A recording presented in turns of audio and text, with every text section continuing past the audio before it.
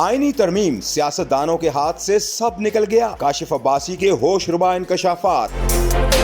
आज भी आईनी अदालतों की बहस चल रही थी। हुकूमत की जानिब से बार बार प्रेस कॉन्फ्रेंसें की जा रही हैं, दलाइल दिए जा रहे हैं कि आईनी अदालत कितनी अहम है। मगरिब ममालिक में अदालतें हैं, इटली, जर्मनी और पता नहीं किस किस मुल्क की मिसालें आज सारा दिन दी जाती रहीं। लेकिन सवाल यह है कि क्या ये एक आईनी बहस है? क्या ये बहस इसलिए हो रही है कि इस मुल्क का निजाम बेहतर करना है, या ये बहस इसलिए हो रही है क्योंकि चंद जजेस से जान छुड़वानी है, जिसका रास्ता निकालना जरूरी है? काशिफ अब्बासी ने कहा कि ये बहस बहुत जगह से होते होते यहाँ पहुंची है कि हमें एक आईनी अदालत चाहिए। इस मुल्क में सबसे पहले जो शुरू हुई वो ये थी कि जजों की उम्र बढ़ाकर 68 साल कर दी जाए ताकि 3 साल ये चीज आगे चली जाए। फिर दूसरी बहस ये हुई कि चीफ जस्टिस ऑफ पाकिस्तान का टेन्योर बढ़ा देते हैं ताकि मामला आगे चले। जब ये दो चीजें नहीं हुई तो फिर कहा 5 जजेस में से किसी एक को चीफ जस्टिस बना लें, और फिर आखिर में ये आईनी अदालत का प्रपोजल सामने आया जिसमें चीफ जस्टिस एक रिटायर्ड जज होगा, उसकी उम्र 68 साल होगी, उसका तकर्रुर वजीर आजम पाकिस्तान करेगा।